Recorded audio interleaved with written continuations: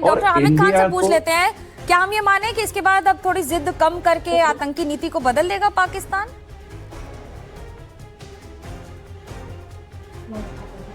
ये आप मुझसे बात कर रही हैं? जी जी, आपसे पूछ रही हूँ। स्वागत है आपका मेरे शो में। बहुत शुक्रिया, थैंक यू।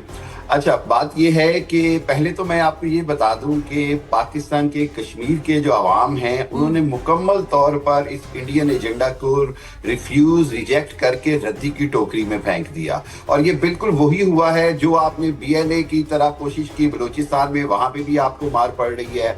आपने कोशिश की TTP के हवाले से, वहां पे भी आपको शिकस्त हो रही है। और सबसे बड़ी बात यह है कि कश्मीर का एक एक बच्चा, चाहे वो इंडियन ऑक्यूपाइड कश्मीर में हो या पाकिस्तानी कश्मीर में, एक ही नारा लगाता है और वो ये है कि कश्मीर बनेगा पाकिस्तान। पाकिस्तान के अंदर जो है वो कश्मीरी जो है वो किसी भी इंडियन या रॉ के एजेंडा के ट्रैप में नहीं आए, की बात कर रही हूँ, न्यूक्लियर की बात कर रही हूँ, आप चले जाते हैं फिर अपने एजेंडा पे। अब आपका एजेंडा है कि नहीं है ये बताइए मुझे, फिर आप कहते हैं। अब मैं आपको न्यूक्लियर का बता देता हूँ। न्यूक्लियर का इंडिया पाकिस्तान के प्रधानमंत्री को भीख मांगनी पड़ चुकी है वर्ल्ड बैंक और चाइना से। जम्मू कश्मीर का ग्रोथ रेट पूरे पाकिस्तान से ज्यादा हो चुका है। तुम्हारे आधे आतंकवादी और एयर बेसिस को नष्ट कर दिया है। अगर ज्यादा बात देखोगे तो ना प्रधानमंत्री ना जाके आसिम मुनीर को समझ में नहीं आएगा क्या होगा, समझे? कश्मीर का ख्वाब देखना छोड़ो, ये ऊपर नीचे कुछ नहीं बचा है। बिजली नहीं है आवाम को देने के लिए, आटा नहीं है लोगों को खाने के लिए, और बात करते हो गधों के अलावा कुछ नहीं पता है। ये न्यूक्लियर बैकमैन हमारे सामने मत चलाओ। जो 170 तुम्हारे न्यूक्लियर है ना, वो टाइटा फिश हो चुके हैं। पिछली बार न्यूक्लियर चलाया था ऑपरेशन सिंदूर में, क्या निकला? पूरे के पूरे तुम्हारे पटाखों को नष्ट किया। जब तुम्हारे पटाखे खत्म हुए तो फिर हमारी जब आतिशबाजी शुरू हुई तो हाथ जोड़ के सामने आ गए थे कि रोक दो। कितने लोगों के बाद चले गए थे, रोक दो। पाकिस्तान के प्रधानमंत्री को बंकर के अंदर भागाना पड़ा था। तुम्हारा आसिम मुनीर 7 दिन तक घर के बाहर नहीं निकला था। पता नहीं कौन सी हिंदुस्तान की मिसाइल कहां आ जाए, किस आतंकवादी को मार दे। भारत से पंगा मत लेना। ये प्रधानमंत्री मोदी जी के अंदर का नया भारत है। हाफिज सईद को दबा के बैठो, बाकी को दबा के बैठो, दबा के रखो। आधे आतंकवादियों को नष्ट किया, नष्ट कर देंगे। कोई नहीं बचाने आएगा, जिससे लोन ले रहे वो भी नहीं बचाने आएगा। इलेक्ट्रिसिटी है नहीं देने के लिए। 24 घंटे में से 20 घंटे बिजली नहीं आती और बात करते हो जम्मू कश्मीर का ख्वाब देख रहे हैं। बताइए, बोल दिया डॉक्टर हामिद खान साहब। अच्छा, अब मैं आपको बताता हूँ। देखिए, इंडिया की ये जो मिसाइल्स लॉन्चिंग की जो है कि जो न्यूक्स उसने लगा दिए हैं, ये क्लियरली इस बात को बताता है कि मोदी साहब कितने डर गए हैं उस फील्ड मार्शल साहब के स्टेटमेंट से, जब उन्होंने कहा कि अगर वक्त आया तो हम इंडिया को तबाह बर्बाद कर देंगे, साउथ ऑफ इंडिया से लेके नॉर्थ ऑफ इंडिया तक। अब ये एक रियलिटी है कि इंडिया का आई बर्बाद नहीं कर पाओगे, तुम्हारी 7 नष्टी भी पैदा हो जाएगी ना। भारत की तरफ आंख नहीं डालोगे, ख्वाब देखोगे ना, आंख छीन के ले लेंगे, समझे? अच्छा, तुम्हारी 7 पुश्तियों ने कोशिश करी, आधा पाकिस्तान कर चुके हैं, बच्चे टुकड़ों के अंदर आधा कर देंगे। भूल गए S-400 ने क्या कमाल करके दिखाया था? भूल गए? पूरी दुनिया के सामने गए थे ना रोकने के लिए भारत को, क्या निकाल पाए, क्या कर पाए? अब तो जाके वॉरहेड भी लग चुके हैं। इसलिए कह रहा हूं, शांत रहो, चुपचाप से अपनी आवाम को देखो। क्या पता पूरा पाकिस्तान बचेगा कि नहीं बचेगा। 5 साल के अंदर पूरा पाकिस्तान बचेगा कि नहीं बचेगा, याद रखना। वरना ऑपरेशन सिंदूर तो झांकी है, असली पिक्चर अभी बाकी है। सर्जिकल स्ट्राइक के अंदर हालत तुम्हारी खराब हो गई थी, बालाकोट के अंदर तुम्हारी हालत खराब हो गई। तुम्हारा इमरान खान जो है क्या कर रहा था, उसको जगा के जेल भेज दिया। आसिम मुनीर नहीं बचा पाया किसी आतंकवादी को, याद रखना। अभी झांकी भी नहीं देखी है तुमने। ये जो डॉक्टर लगा रहे हो ना, डॉक्टर, पता नहीं किसके तुम डॉक्टर हो, समझे? किसी कोई नहीं बचा पाएगा तुमको। अच्छा, देखिए, अंग्रेजी में ना एक बड़ी साजिश में 10 घंटे बिजली नहीं आती पाकिस्तान में। 1.5 लाख तुम्हारे भिखारी हैं, हर दिन एक गधे को एक्सपोर्ट कराए हो और बात करते हो आटा है नहीं, पेट्रोल पंप पे पेट्रोल नहीं है लोगों को देने के लिए। कोई नहीं सुनेगा ना, आप देखोगे तो भाई इतने, अगर उसी को आपने, अच्छा, अंग्रेजी में ना एक सादी सी बात है जो आप प्रूव कर रहे हैं, राइट है, वो है कि barking dogs can not bite. You are barking, और इसका मतलब ये कि आपके अंदर I object to it. I object to it. आप अंग्रेजी में, हिंदी में, बांग्ला, इंग्लिश जो भी बोले, I object to the words. अगली बात ये है, हामिद साहब, अरे you speak in English or you speak in Hindi, you are an English, you are an intellectual terrorist speaking in English. We don't care. Look at these visuals. This is what was the teaser. Do not dare to talk about Jammu and Kashmir.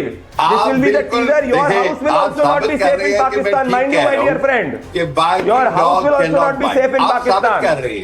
We don't have any control on language. Those who export terrorism to the world. Remember that. And your big daddy will also not be able to save you. Behind whom you are already going and taking a flight. No big daddy will save you, not so small daddy will save you when India will come. Nobody could save you in Operation Sindhu, nobody will save you in Operation Sindhu 2.0. ये सोचो कि पाकिस्तान का नक्शा change होने वाला है आगे चल के, ये ध्यान रखो, बाकी ज्यादा ख्वाब मत देखो। देखें आपका ऑपरेशन सिंदूर प्रेसिडेंट ट्रंप, अरे मेरे ऑपरेशन सिंदूर में तुम्हारे पाकिस्तान के प्रधानमंत्री की पैंट गीली हो गई, वो जाके आसिम मुनी बंकर के अंदर छुप गया, तुम्हारा आसिम मुनी 7 दिन तक बाहर नहीं निकला, तो ऑपरेशन सिंदूर की बात करते हो। पिछली बार जाके तुमने 1970 के दशक में देखा था, आधा पाकिस्तान छीन लिया था, ऑपरेशन सिंदूर के अंदर तुम्हारे घर के अंदर घुस के मारा, कुछ नहीं कर पाए तुम। अभी तो घर के अंदर घुसे हैं, अभी घर के अंदर घुस के मारा है, मारने के बाद आगे आधा पाकिस्तान कर देंगे। अच्छा बोल लिया। अब एक बात समझ लें कि मोदी साहब के बस तुमसे क्रिकेट खेला नहीं जा रहा, तुमसे आटा दिया नहीं जा रहा, तुमसे बिजली नहीं दिया जा रही, तुम्हारी मिसाइलों के अंदर फटाके जो है वो फूट चुके हैं, क्या बात कर रहे हो तुम तो ये सोचो कि तुम्हारा आने वाला फ्यूचर क्या है, ये देखो। मेरी बात सुनो, आप समझे, आप मुरीद के का हाल भूल गए, मुरीद के का हाल भूल गए, नूर खान का हाल भूल गए। अच्छा आपने बोल दिया। ये देखो, ये आपकी प्रधानमंत्री नरेंद्र मोदी है नाम, पीछे है S-400। जब प्रधानमंत्री नरेंद्र मोदी जी के अंदर भारत दहाड़ता है ना, तो तुम्हारे जैसे जो पाकिस्तानी है ना, वो दुम के अंदर बंकर में बैठते हैं। भूल गए S-400 को? जब तुमने आतिशबाजी करने का प्रयास किया था, क्या नतीजा निकला?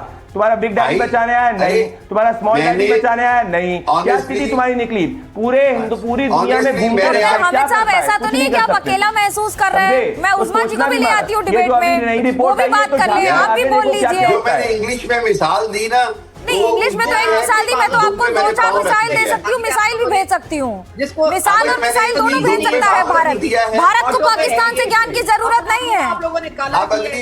हामिद साहब, भारत को मैं अपने पूरे देश के जिम्मेदार नागरिक के तौर पे बोल रही हूँ, भारत को ना तो पाकिस्तान से मिसाइल की जरूरत है, ना किसी ज्ञान की जरूरत है।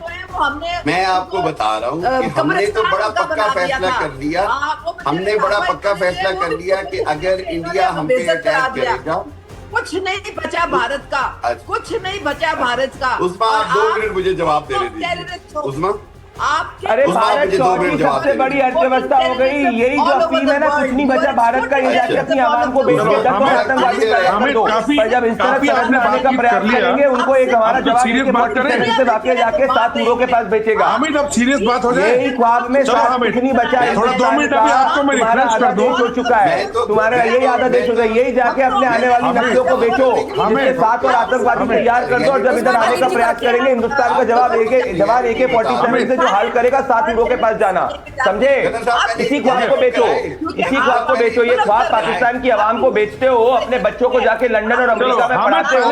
जरा अपने जनरल के बच्चों को बोलो है पाकिस्तान के अंदर हिंदुस्तान के काबिल जंग लड़ने के लिए, तब पता चलेगा तुम्हारी हालत क्या है। बड़े बड़े तुम्हारे जनरल्स ने बड़ी बड़ी कोठियां ले ली है बाहर प्रदेशों के अंदर, और बात करते हो पाकिस्तान की हालत खराब कर चुके हो पूरे अपने मुल्क की, और सोचो कोई एक आतंकवादी नहीं आ पाएगा। ये तो खबर का सिर्फ टीजर है, तुम्हें पता भी नहीं हिंदुस्तान किस तरीके से तैयार हो रहा है। इतनी ह्यूमन राइट्स आप वायलेशन करते हैं कि आपका तो अरे छोड़ो, मैं तुमको एक एडवाइस देता हूँ, तुमको मैं एडवाइस देता हूँ मैडम तुमको एडवाइस देता हूँ, ये जो है ना, इसमें मास्टरी कर लो, इसमें मास्टरी कर लो, यही तुम कर सकते हो, यही पाकिस्तान कर सकता है। 1947 से लेकर अभी तक बात देख रहे थे ना, नतीजा क्या निकला है? दुनिया को पता है कि अब रीजनल पावर है, 3% तुम्हारी ग्रोथ रेट है, पूरा का पूरा तुम्हारा पूरा मुल्क जो है वो पैसों पे पड़ रहा है चाइना के, और हमें बात करते हो पाकिस्तान पीस मेकर है, पूरी दुनिया की नजर पाकिस्तान पर है। जो तुम बोल रही हो मैडम, यही जाके अपनी पूरी आवाम को बोलो, अपने बच्चों को जिहादी बनाओ। पर जब वो अद्भुत बात है, सुनने में विश्वास करने में बड़ा मुश्किल होता है कि पाकिस्तान पीस टॉक्स करवा रहा है। इसको अंग्रेजी में ऑक्सीमोरॉन जैसा शब्द शायद समझ जाएंगे अगर मैं डॉक्टर हामिद से कहूँ कि पाकिस्तान में पीस टॉक्स हो रही है और पाकिस्तान पीस टॉक्स करवा रहा है, it is equivalent to being called an oxymoron. Dinesh Nain sahab, आप कैसे देखते हैं आप इसको? कर्नल साहब देखिए, उस्मा हो गया, बस थोड़ा रुक जाइए, पानी पी लो उस्मा, पानी पी लो आप। देखो मनोज्ञा, क्या बात है कि इनको ये लगता है कि जो भारत ने स्टेप लिया है न्यूक्लियर वाला, जो 12 के करीब जो रिपोर्ट आई है कि 12 न्यूक्लियर हम लोगों ने लगाए, चाहे वो सबमरीन में लगाए हो, चाहे वो हमने जो है अंडरग्राउंड सेलोज में एक्टिवेट किए हो, ये पाकिस्तान के खिलाफ नहीं है।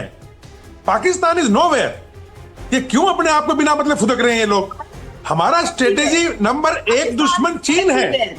हमारा जो भी स्टेप हो रहा है वो चीन से हो रहा है, क्योंकि चीन में करीब 600। उस्मा सुन लो, आपको नॉलेज, आपको कुछ पता नहीं होता, सुन तो लो, नहीं तो कैसे मालूम चलेगा? उस्मा सुन लो तभी मालूम चलेगा, नहीं तो नॉलेज नहीं होगी आपको। फिर बोलती नहीं हमें, मुझे तो कुछ पता ही नहीं है पीओके में क्या हो रहा है, पता ही नहीं है। सुनो तो ये आपके खिलाफ नहीं है, नंबर 1। नंबर दूसरा, आप मुझे ये बताओ, चलो हमारे न्यूज तो छोड़ो, हमारे न्यूज को छोड़ो, आप न्यूज की बात मत करो। हमारा जो हमने जो करना है वो कर लेंगे, लेकिन एक बात बताइए उस्मा सीरियसली बात बताओ, बहस मत करो। एक बात प्लीज उस्मा, एक चीज, एक पॉइंट उस्मा, एक पॉइंट पूछ रहा हूँ आपसे, एक तो जवाब दे दो, एक का जवाब दे दो। चलो आप हमीद को लेके आइएगा, हमीद से बात करूंगा मैं। ये तो बोलने नहीं दे रहे ना, ये सुन ही नहीं रहे हैं। हमीद एक बात बताइएगा, चलो हमारे न्यूज छोड़ो, पीओजेके में जो हो रहा है हम ले लेंगे वो तो, लेकिन एक बात बताओ कि डोनाल्ड ट्रंप जो आपके चाचा है, इन्होंने जो कहा है ना कि आपको पाकिस्तान को अब्राहम अकॉर्ड में लाना है, उसके बारे में क्या कहना है आपका? क्या विचार है? आ रहे हो कि नहीं आ रहे हो अब्राहम अकॉर्ड में? अपने चाचा इजराइल के नीचे आ रहे हो कि नहीं आ रहे हो? हाँ, आपको शर्म नहीं आती? आपके लोग डॉलर के लिए अब इब्राहिम अकॉर्ड में आ जाएगा पाकिस्तान। ये न्यूक की बात छोड़ो, आपको तो उस्मा चुप हो जाओ, नहीं तो इजराइल के मुसाद आ जाएगी आपके पास में। अब वो इजराइल आने वाला है आपके पास, नंबर नेक्स्ट आपका ही है। ईरान का तो हो लिया हिसाब किताब, अब आपका हिसाब किताब होना है। अब ये डिसाइड करो कि इजराइल को नाराज करना है कि नहीं। अगर आपने जो आपके डोनाल्ड ट्रंप ने कहा है कि इब्राहिम अकॉर्ड के अंदर तुर्की और पाकिस्तान भी हिस्सा लेंगे, तो क्या पाकिस्तान इब्राहिम अकॉर्ड में इजराइल को रिकॉग्नाइज करने जा रहा है कि नहीं? ये बताओ। चलिए, आपको कुछ पता हो तो बताओ। चलिए थोड़े से बात करते हैं, क्योंकि जब बात वैश्विक स्तर की हो रही है तो वो भी इस समय यूएस में है।